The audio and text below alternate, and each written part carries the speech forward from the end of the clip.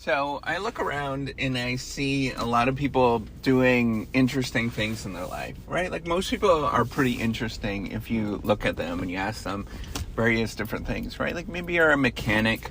I find that interesting. I kind of want to know about your life. Maybe you are a cable guy. I want to know about your life. Maybe you're doing like knitting. It's kind of interesting to think about these things, but many of us are too afraid to do things that will stand out of the ordinary and be like, okay, that's unusual or different. And one of them is just like speaking and talking about those particular things that you are doing, right? Like I've learned that doing what I'm doing right now is actually pretty hard. It was really hard for myself to get into being so quote unquote social, being on the social media platforms, which is kind of like interesting because I think originally when these social media platforms were introduced, that the sort of belief was that everybody was going to sort of speak about everything that happens in their lives. And that does happen to some degree. And if you look at like Facebook is engineered you to try to speak about things in your life, but they did a really poor job of that, frankly. But, you do get people to speak up a little bit, but they do a poor job because when you speak up, like people make fun of you on there, right? Like, or they do like say stupid things. So that's where they did a poor job. But, what I want to point out is that your life is inherently interesting to a lot of people.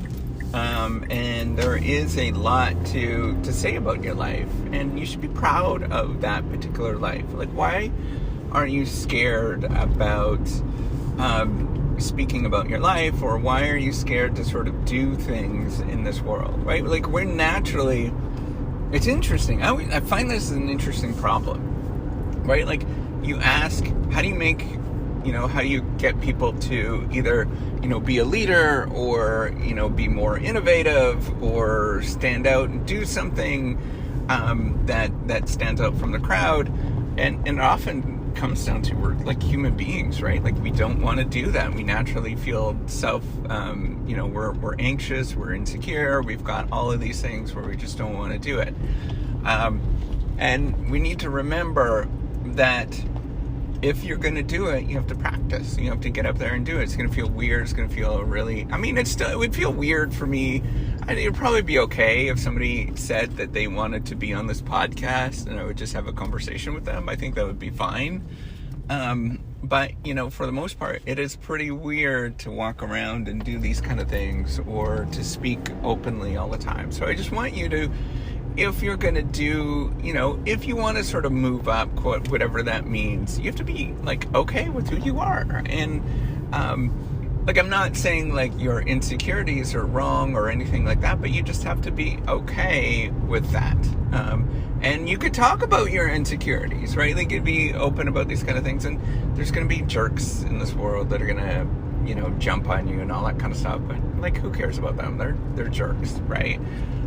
So I think it's important to remember that you can do some really cool things if you simply just kind of like go out of your shell, right? Like I see that a lot, and I worry. So this is the thing I worry about, especially with the young folks that are younger than me. And I wish I would have done this a lot earlier, right? Like I look back and I'm like, damn it, why didn't I do this a lot earlier? Because my life was inherently interesting, right? Like here's this engineering student from the, country bumpkin, going to, engineering and dealing with all of the sort of stresses of that. And then going and getting into graduate school and doing all that kind of stuff. Like all of that was inherently interesting. And I look back and I'm like, that's a total missed opportunity. So I think for you, I'm not saying for you to go jump onto social and do things like this, but I'm just saying like, just be a little bit more confident with who you are, because I think like you actually are a pretty cool and amazing person. I don't know how to sort of stress this, that that you actually are a pretty good, decent human being, and you simply just have to sort of frame yourself in that way as like, hey, wait a minute, why am I being insecure about who I actually am? Why am I being afraid to do this thing? I know I could do it. I'm just as good as everybody else. So why am I afraid to actually stand up and go there, right? Like, it's the same reason I could tell you that everybody has a chance to become an astronaut. Like, you have a realistic chance to become an astronaut. Well, maybe if you're, so probably over the age of 60, you don't, but you actually do if you think about how to actually get there and you sort of systematically get there. And I want to talk about this and like, how do you systematically get to the point where you could become an astronaut or be pretty damn close, right? Like, actually be a contender. You might not actually get into it, but I can get you to the top 10,000 candidates, which is pretty damn good. You can see a number of, I don't know, hundreds, I think it's like hundreds of thousands of people apply to become an astronaut. But I want to talk about how you actually get there and what you have to do in just 1 second. Okay, so how do you become an astronaut? And your odds are actually really good to actually get there if you systematically go about doing this, right? So you look at what the requirements actually are to become an astronaut. In any particular astronaut program, you might need advanced degrees. You probably need to have some sort of air pilot, some sort of pilot training, perhaps, and you probably need to be a scientist of some sort that's related to space, right? Like some sort of topic related to space. So there's 3 categories, right? Oh, you also have to be physically fit, right? So there's 4 categories. Well, what you can do is work on all of those particular things to give you a really good shot, right? Like you right now, let's say you're listening to this and you're 15 years old, or even if you're 30 years old and you're like, I want to become an astronaut.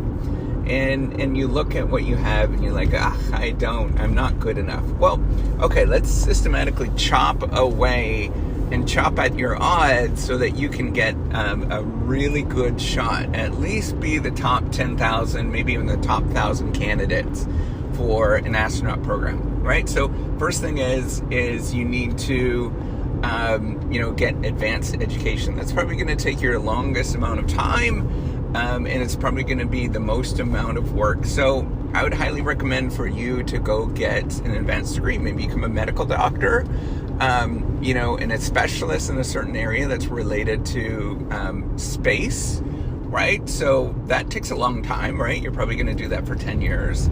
Maybe you get a PhD of something related to space, some sort of space experiments, those kind of things. It's going to take you 10 years and it's going to be a lot of work, right? So what's the other requirement that you might need? Physically fitness, or have physical fitness. Well, you better start training where you are exercising an hour or 2 hours a day. Okay, so you got that down, right? The other thing is what was the other requirement? You need to have some sort of pilot training of some sort, right? Like, be prepared to do pilot training. Well, then you work at getting that pilot training. Maybe as part of your degree, you go and get a military career, right? And you fly a couple of years for the Navy or the Air Force, whatever country that you're in. Maybe you do, if that's out of the realm of what you can do, then learn to fly a plane, like actually go out and do this and become sort of determined to learn how to do that. Okay, so you got all of those things covered. You have advanced degrees, you have, some physical fitness, you have air, you know how to fly a plane and you can do that pretty well. Maybe the last thing is you need to get some experience within the space industry. Well, then start going into the space industry and start, maybe you work for SpaceX or something like that, right? Like you try to get a job in the space industry, or you go to one of the, industry, like Northrop Grumman or something like that, where you go and work for them and you get that space industry experience. So by the time you did that, right, it's a 20-year investment, and it's gonna be super crazy hard. But by the time you've done that, you have an unbelievable chance to actually get to become an astronaut, right? And that's really what it takes. Is you have to think about, okay, what does it take to become an astronaut? How do I work backwards from that? So it's going to take you 20 years, and eventually they probably are like, we don't want to take people too old.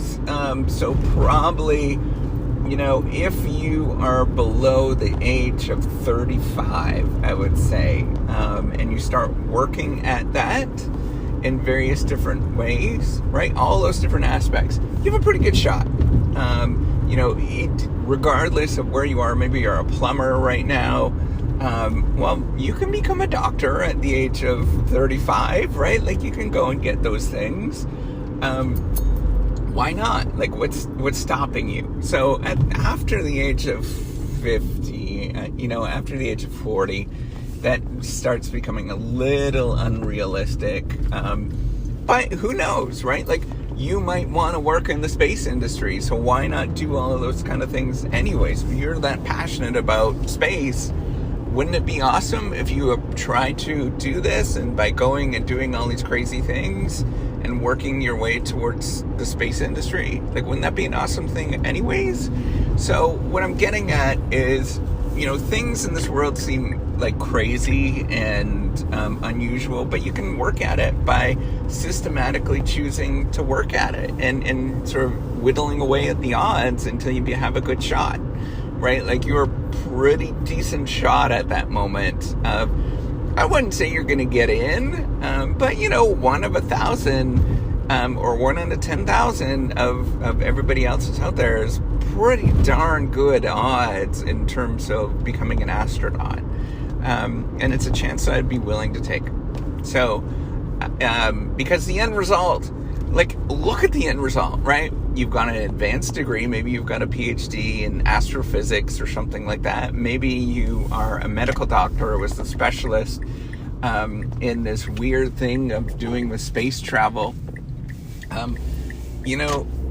You are going to be pretty employable at the end of this, right? Like, you're not going to have to worry about jobs or anything like that. You're pretty darn employable, and everybody gets that, and where you're going. So I just recommend, quit worrying about being practical. Think about something that's really big and work your way towards it. You can get that. And don't worry about what everybody else is saying about you. You have a tremendous amount of potential. All right, take care, and have a wonderful day.